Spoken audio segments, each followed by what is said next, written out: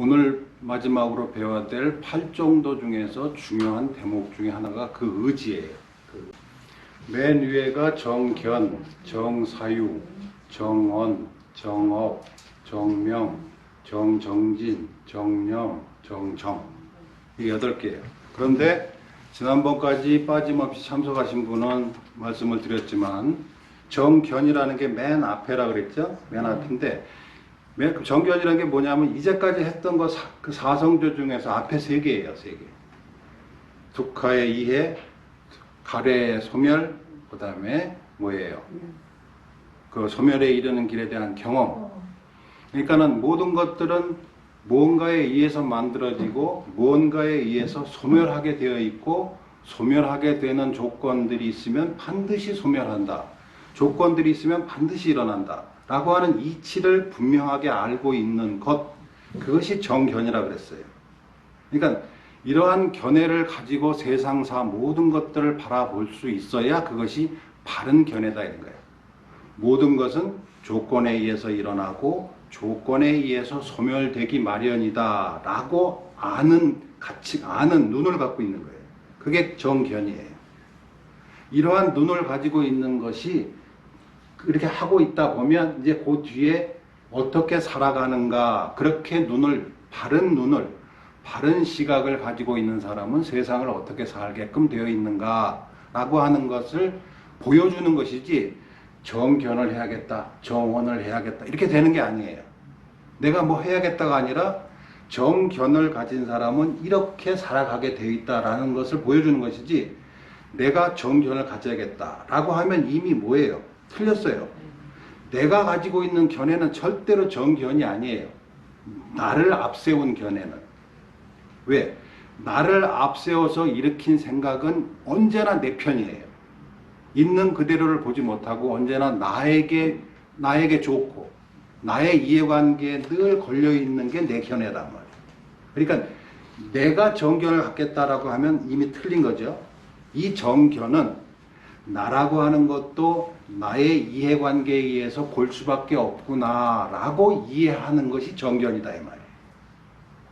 내 눈에 보여진 모든 것들은 나의 이해관계에 의해서 그렇게 보여질 뿐이구나 라고 이해하면 그 뒤에 자기의 견해에 대해서 집착을 안 하게 되잖아요.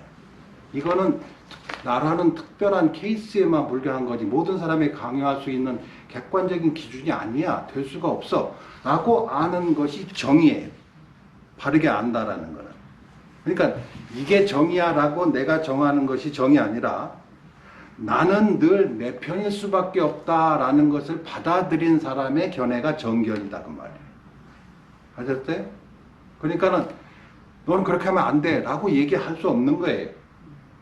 모든 불교의 수행은 남을 가르치기 위한 게 아니라 뭐예요?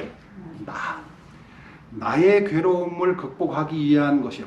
잊지 마세요. 모든 부처님의 가르침은 나를 위해서 하는 거예요.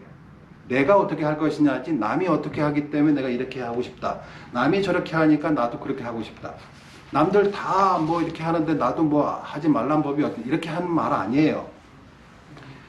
삼귀에서 맨 처음에 부처님께 귀함이다 할 때 나모다사 바가와다라도 부땅 사라난 가차미 이렇게 한다 그랬잖아요. 가차미라는 게 1인칭이에요. 1인칭. 나는 그렇게 하겠습니다. 다른 사람이 어떻든 상관없다 이 말이에요. 모든 불교의 가르침은 철저하게 내가 그렇게 하겠습니다라는 거예요. 주변 상황과 상관없이. 그래서 정견이라고 하는 것은 모든 것은 지난번에 삼법인 할 때 사성제 할 때 뭐였어? 첫 번째 두카라는 게 이런 거구나 라고 이해하는 거. 이게 두카구나 라는 게 첫 번째지. 두 번째, 이게 이렇게 해서 일어났구나 라는 거. 세 번째, 그러면 이렇게 하면 소멸되겠구나. 그럼 소멸되는 조건들에 뭐가 있느냐? 이렇게 살면 소멸되는구나.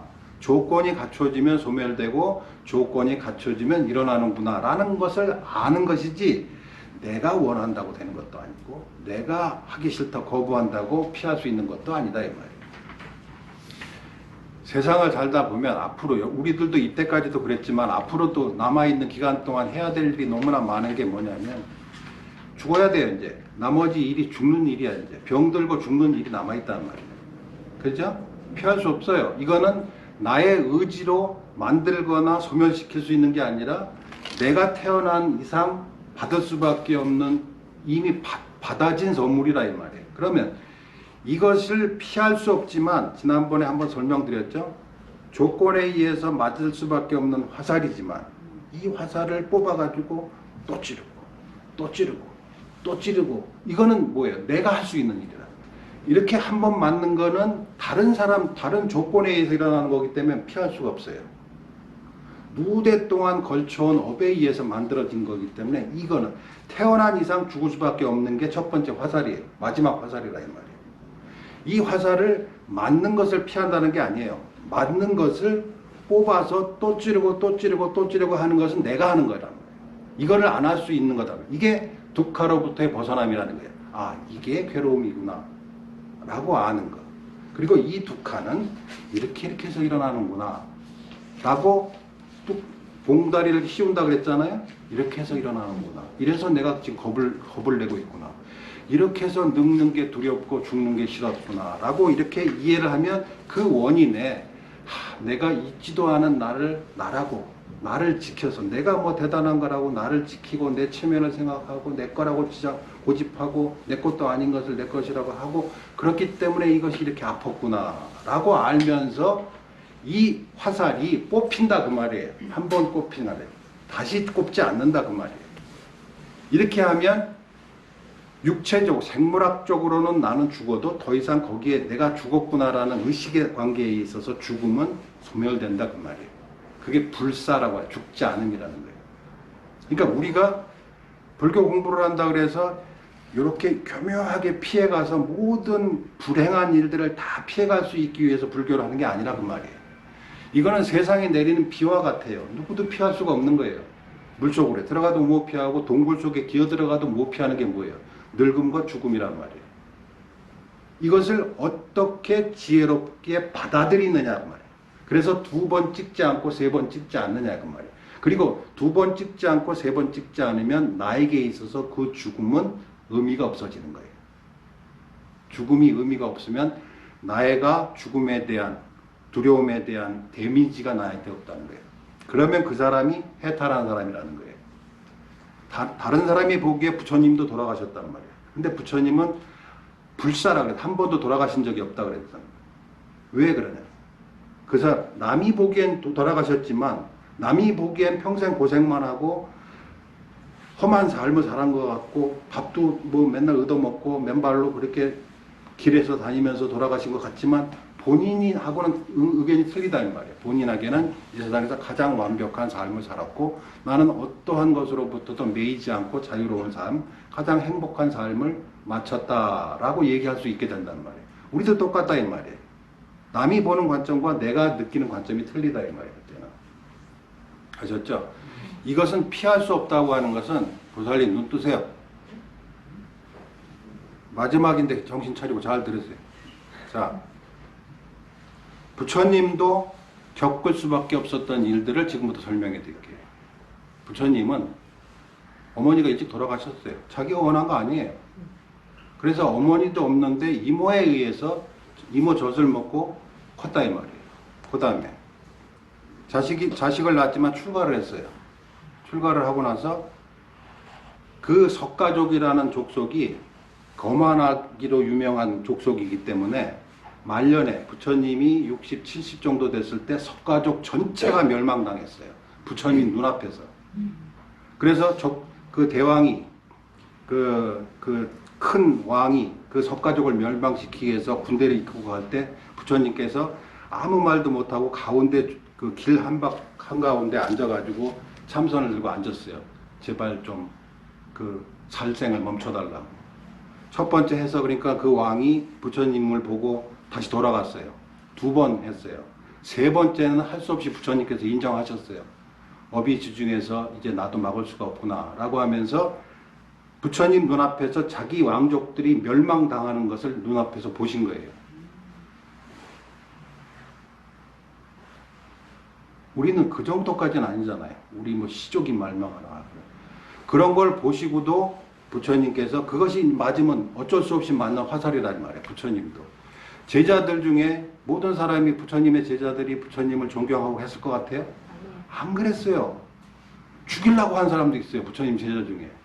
그만하고 혼자 권력을 갖고 있다 그래서 시기를 해가지고 죽이려고 3번을 죽이려고 했던 게 대받았다잖아. 유명하게. 돌을 굴려서 죽이려고 그러고 뭐를 해서. 근데 한 번도 그것을 한탄하거나 비난하거나 하신 적이 없어요. 왜? 이건 지어진 업에 의해서 일어나는 것 때문에 피할 수가 없다라고 해서. 그래서 부처님조차, 그리고 마지막에는 뭐였어요?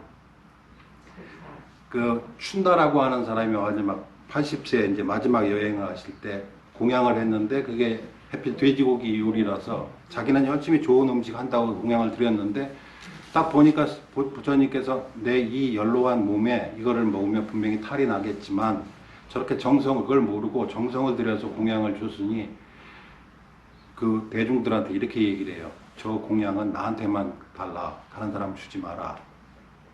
그러니까 사람들이 옆에서 처음에는 오해했을 거 아니에요. 맛있는 거 혼자 먹으려고 그러는 거야. 그게 아니었다는 거예요. 이거 분명히 탈이 난다. 이 기후에 돼지고기 요리는 분명히 탈이 난다. 그러나 저 사람의 정성을 생각해서 나 혼자만 받자. 그래서 받아서 잡숫고 그게 직접적인 사망의 원인이 되신 거예요. 설사가 일어나고 돌아가시기 직전까지 탈수가 일어나고 했던 게 바로 그 춘다의 돼지고기 요리예요. 그런데 더 재미있는 거 이런 거예요. 의미 있는 거는. 춘다가 돌아가고 나서 부처님께서 아난다를 불러요. 불러가지고 아난다요. 춘다가 그러니까 병에 걸리고 나서 겨우 이제 회복하고 나서 이렇게 얘기하시는 거예요. 춘다에게 사람들이 뭐라고 하거든 그렇게 하지 말라라고 해라. 그러니까 부처님이 잘못하면 춘다 때문에 돌아가실 뻔했다라고 비난을 하려고 하거든 네가 나서서 막아라. 어떻게 막느냐? 춘다가 그렇게 알고 한 것도 아니고 나는 분명히 처음부터 알았지만 그것이 다른 사람이 감당하지 못하기 때문에 나 혼자 한 것이고 또 하나 춘다의 공양을 먹고 내가 열반에 들더라도 죽더라도 성불 하는 것과 열반은 동등한 가치다. 깨달음을 얻는 것과 열반, 완벽한 열반을 일으게 하는 2가지 음식이 있었으니 첫 번째는 우유죽을 보리수 아래에서 줬던 처녀 하나 있었죠? 그 처녀가 준 우유죽이 하나, 2번째 춘다가 준 돼지고기 요리 하나. 이 둘의 가치는 동등하다. 이렇게 칭찬을 하셨어요. 첫 번째 죽을 먹고는 성불하여 줬고 2번째 공양을 받고는 열반을 하셨으니 2개의 가치가 동등하니 절대로 춘다를 비난하지 마라 라고 당부를 하셨어요. 마지막에. 이게 첫 번째 화살은 맞을 수밖에 없지만 2번, 3번 맞지 않는 사람의 삶이에요. 아셨죠? 이거예요. 피할 수 없지만 그것을 가지고 내가 해결을 하는 거예요. 나에게서 해결하는 거예요. 그게 붓다의 삶이라면. 우리가 보기에 부처님이 무슨 돈이 많아서 무슨 뭐 집이 몇 채 그런 거 아니잖아요. 평생을 맨발로 걸어다니면서 길에서 태어나셨고 길에서 돌아가셨어요. 근데 세상 사람들은 그 사람을 두고 이렇거니 저렇거니 욕을 하지만 고생을 한다, 뭐 어쩌고 준다, 뭐 어쩐다 얘기를 많지만 본인 자신은 늘 이 세상에 나만큼 자유롭고 행복한 사람을 본 적 없다 라고 얘기를 늘 하셨다 이 말이에요. 그러니까 여러분이 그렇게 해보면 안다 이 말이에요. 이렇게 지난번에 말씀드렸잖아요. 이쪽 언덕에 사는 사람과 저쪽 언덕에 사는 사람이 있을 때 저쪽 언덕에 있는 사람을 가보지도 않고서 얘기하는 거하고 똑같은 거예요. 팔정도도 마찬가지예요. 바른 자 붙은 거 다 싫은 것 같잖아. 착하고 그런 꼭 뭐 이렇게 올바른 뭐 겸손하고 막 그래야 되는 것 같고 막 재미도 없는 것 같고 그랬잖아요. 정자가 들어간 거는 다. 그러나 그렇지 않다는 거예요. 우리가 한 번도 안 해봤기 때문에 그렇지. 실제로 바른 견해를 가지고 있는 사람은 다 정자일 수밖에 없다 이 말이에요. 스스로 가만히 있어도 정자가 된다 이 말이에요. 그러니까 이걸 비난하는 이유는 뭐예요? 가기 싫은 거예요. 그렇게 하기 싫은 거다. 물살을 거슬러 올라가기 힘들어서 안 하겠다 그 말이에요. 졸음이 오면 떠야지라고 안 하고 자기도 모르게 지는 거예요. 자기 의지가. 그래서 정견이라고 하는 것은 모든 것은 만들어지고 소멸할 수밖에 없다. 조건에 의해서. 이거를 분명히 알고 있는 자의 견해. 그런 견해는 첫 번째고, 두 번째, 세 번째가 뭐냐면, 세 번째가 뭐예요? 정언. 말이에요, 말. 말로 하는 거. 그 다음에 정업, 정명은 몸으로 하는 거예요. 그럼 첫 번째는 뭐예요? 머릿속에서 생각, 의지, 만호라 그랬죠? 만호에 의해서 말이 되고 행동이 되는 게 정언과 정업, 정명이에요. 그럼 첫 번째는 뭐예요? 머릿속으로 생각을 잘 하고 있을 때 그게 말이 되고 행동이 되는 거잖아요. 그렇죠? 그러면 첫 번째가 우리가 통제할 수 있는 부분이 정견이라 그러면 정견을 통제하면 정언과 정업, 정명은 같이 따라가는 거단 말이에요. 그래서 정견이 첫 번째여야 된다는 거예요. 세상을 보는 눈이, 세상은 모든 것은 조건에 의해서 일어났다가 사라질 수밖에 없는 구조다라고 하는 철저한 시각을 가진 사람이라면 그 사람이 하는 말은 다 정언이다 그 말이에요. 아셨어요? 그 사람이 하는 행동은 정업이고 정명이 된다 그 말이에요. 정견을 가진 사람의 삶과 말과 행동은 정이 되는 거예요. 그러니까 첫 번째 정견이 앞에 위에 세 개를 계속 정확하게 이해하고 정확하게 경험하고 정확하게 경험한 사람, 이해하고 경험하고 끄는 사람은 자연히 바른 견해를 갖게 된다 이 말이에요.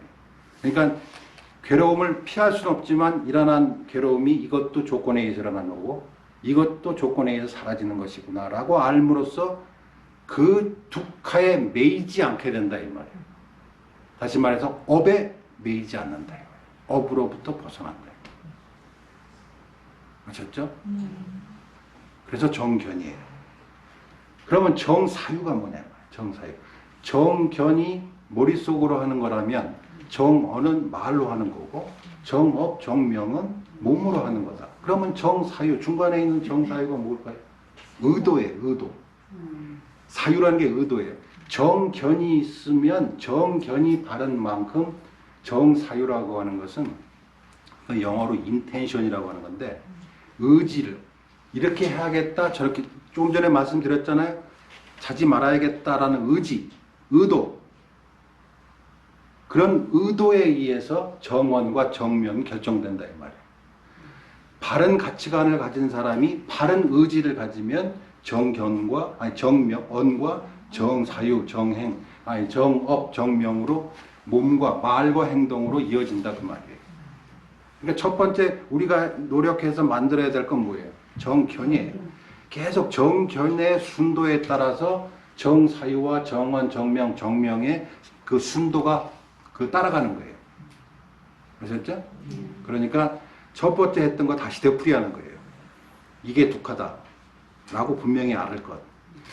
이게 독하다라고 모르고 자꾸 구체적 상황에 빠져요. 일반인들은. 이거를 독하라고 붙이라고 했는데도 안 붙여.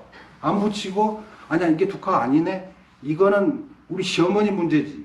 이렇게 해요. 시어머니 문제가 아니에요. 내 머릿속에서 떠오른 독하예요. 독하.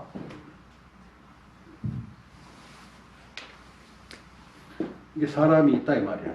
응? 모든 것은 이 말풍선 안에 들어가 있는 거예요. 이게 시어머니든 시아버지 일이든 우리 자식 새끼 일이든 결국은 뭐예요? 말풍선 안에 있는 거잖아요. 내가 살아있으니까 머릿속에서 일어난 생각이잖아요. 그렇게 묶으라니까.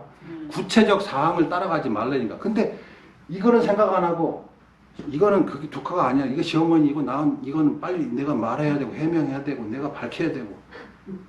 그러면 뭐예요? 이걸 독하라고 묶는 첫 번째 작업을 못 하게 되는 거잖아요.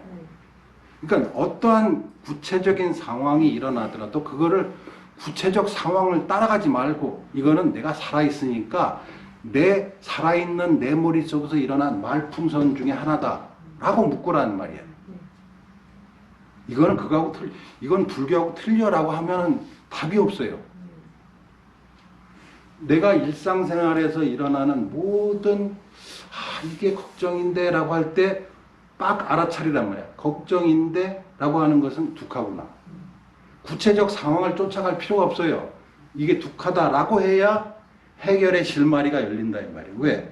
말풍선은 살아있는 사람이기 때문에 이게 일어났다. 이렇게. 근데 이 안에 구체적인 상황은 해결의 길이 안 보여요. 이거 해결하면 저기서 터지고 저거 하면 시아버지한테 잘하면 시어머니가 싸우고 뭐 남편이 하고 뒤죽박죽이 돼가지고 해결이 안 돼요. 그렇죠? 그래서 머릿속에서 일어나는 불만족스러운 상황, 그걸 두카라고 그런다 그랬잖아요. 즐거움이 아니라 이게 찝찝한 이런 거면 이게 구체적 상황을 쫓아가지 말고 두카라고 묶으라고 말이에요. 그러면 내가 살아있는 생명체에게 일어난 사유의 한 형태구나 라고 이름을 붙여버리면 구체적 상황들이 소멸돼요. 왜 그러느냐? 이것들은 관심을 안 가지면 죽어요. 없어져요. 네가 그랬냐? 다른 사람이 나를 막 미워하고 있었어요. 근데 내가 쳐다볼 때 미워하는구나 라고 머릿속에 남아있으면 그 미움이 동시에 양쪽에서 같이 일어나지만 내가 딴전 피우고 있는데 왜 그래? 왜? 그랬어? 그러면 아무 의미 없는 거예요. 아셨죠? 두카라고 묶으란 말이에요. 망념이다. 이것은 존재하지 않는 존재하지 않는 생각일 뿐이다. 두려움도 공포도 불안감도 이게 암이 걸리면 어떡할까? 오면 어떡할까? 라고 하는 거는 망념이에요. 실제하지 않는 생각의 종류예요. 두카예요. 두카라고 묶어버려. 망념. 이게 내가 오래 살고 싶고 남들보다 이런 욕망이 자꾸 있으니까 이런 생각이 일어나는구나 라고 원인을 찾게 되고 그 원인이 이래서겠구나 라고 원인이 밝혀지면 사라져요.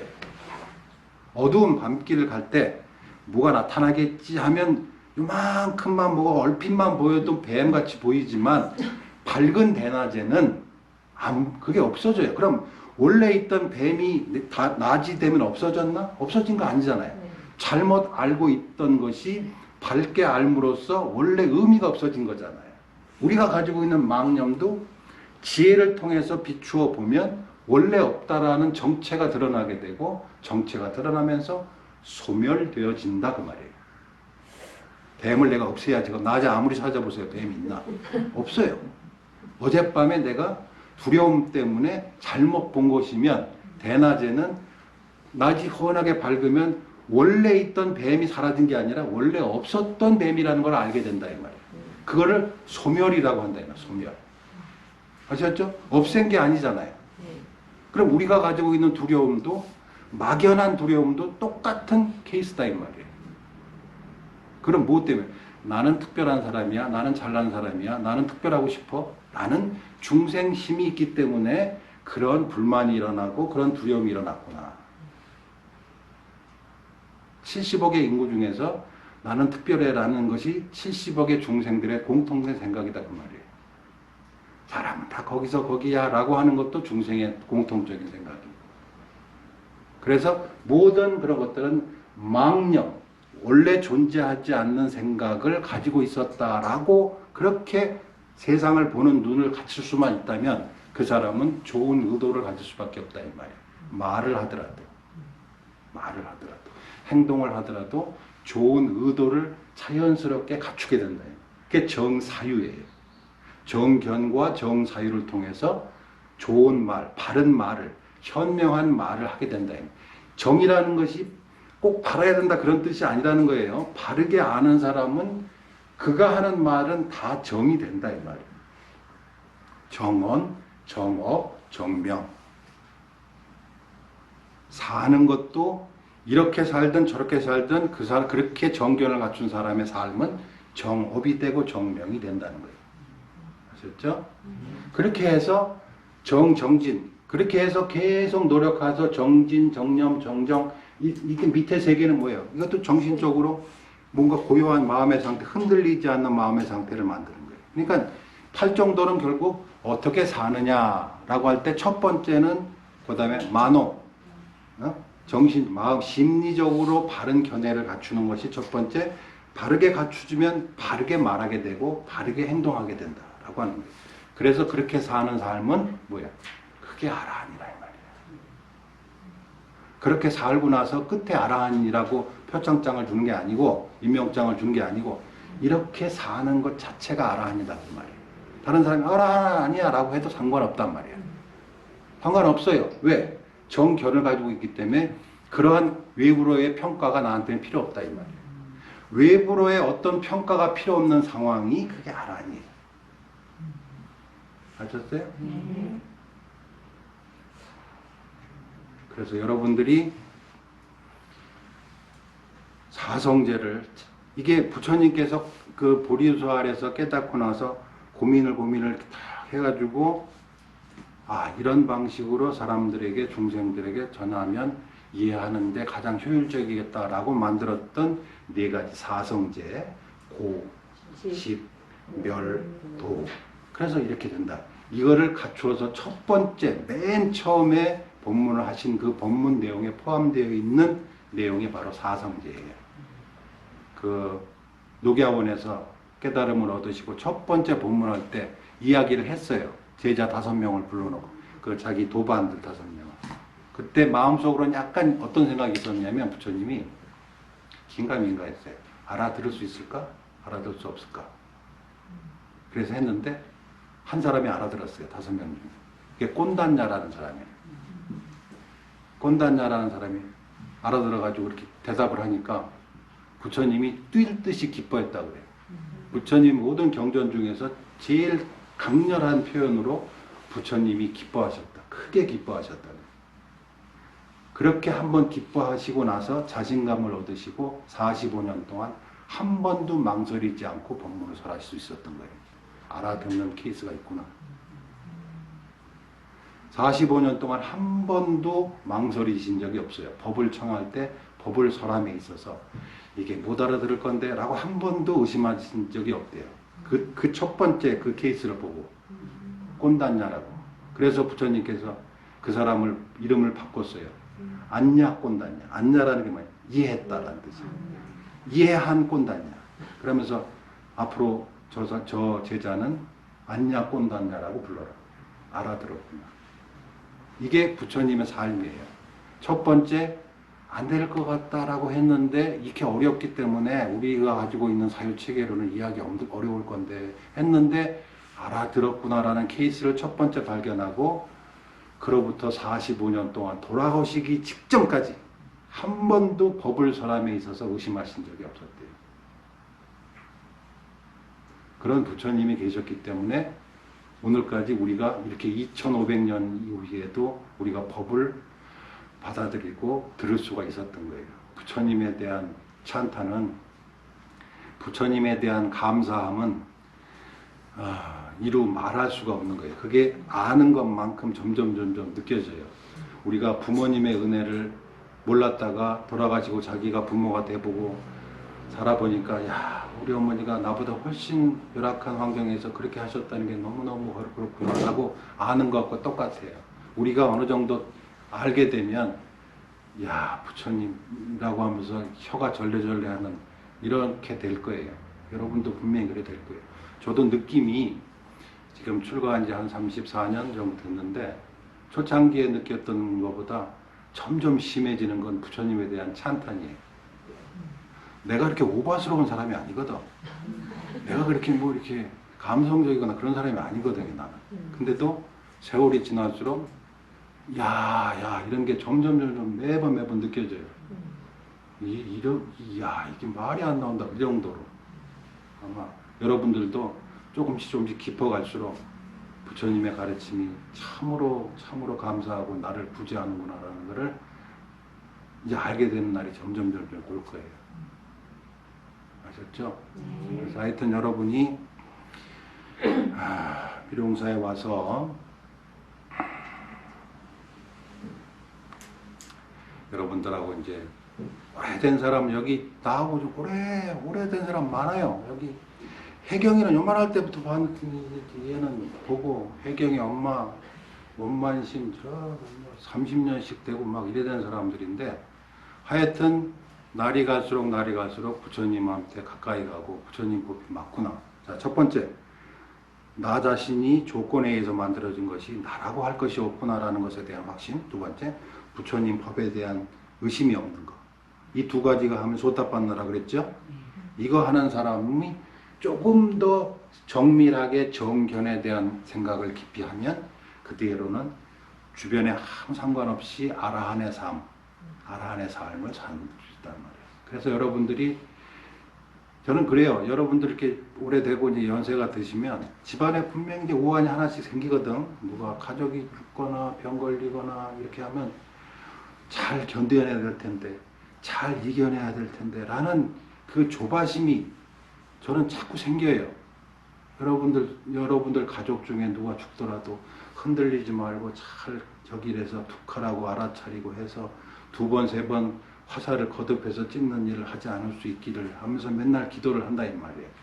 여러분들이 그렇게 벗어나기를, 제발 벗어나기를. 그래서 알게 모르게 여러분들이 다 누군가의 평가도 상관없이 성불할 수 있기를. 그게 노파심이라는 거잖아요. 자꾸 생각이 나이가 들수록 잘해야 될 텐데, 저거 잘 이겨내야 될 텐데 라는 생각이 자꾸 들어요. 근데 가끔 보면 공부하다가 뭔 일이 있다고 그러면 하고 이렇게 하고 그러고 못 이기고 막 싸우고 울고 불고 막 그럴 때마다 아이고 이제 기회도 얼마 없는데 더 해야 될 텐데 이런 생각이 든다 이 말이에요. 아셨어요? 네. 여러분이 나보다 나이도 많은 사람도 있고 나보다 적은 사람도 있지만 법에는 나이가 없어요. 내가 여러분보다 나이가 적다고 무시를 하면 법을 무시하는 거라 이 말이에요. 여러분이 경험하지 않은 뭐 결혼 생활도 안 해보고 했으니까 경험 안 해본 거니까 모르겠지라고 해버리면 선지식을 여러분이 또 쫓아내는 거란 말이에요. 내가 나를 보지 말고 내가 내 입을 통해서 말하는 부처님 법이 부처님이 아무리 보도 여러분보다 나이 많지 2500년이나 오래전에 살았으니까 그러니까 그렇게 하지 말고 그래서 얼굴이 이렇게 생겼다고 또 싫어하지 말고 내 입에서 나온 법을 얘기를 해야지 얼굴이 마음에 안 든다고 해서 법을 미워하고 그러지 말라 이 말이에요. 아셨죠? 아셨죠? 네. 나도 옛날에는 젊었었어요. 누구라도 한 번은 다 잘생겼었던 때가 있어요. 한 번 잘생기고 이뻤으면 됐지. 그걸 또 오래오래 끌고 가지 말고. 아셨죠? 네. 늙는 거 두려워하지 말고 병드는 거 두려워하지 말고 죽는 거 두려워하지 마세요. 이겨나갈 수 있을 거예요. 여러분이 화살을 2번, 3번 안 맞을 수 있도록 모든 것은 이렇게 해서 일어나고 이렇게 해서 사라지는 거구나. 부처님조차도 자기의 친척이 모든 자기 친척들이 자기 눈앞에서 멸망당하는 것을 보고도 평생을 가장 행복한 사람으로 살 수 있었구나 라는 것을 잊지 않으셔야 된다. 아셨죠? 네.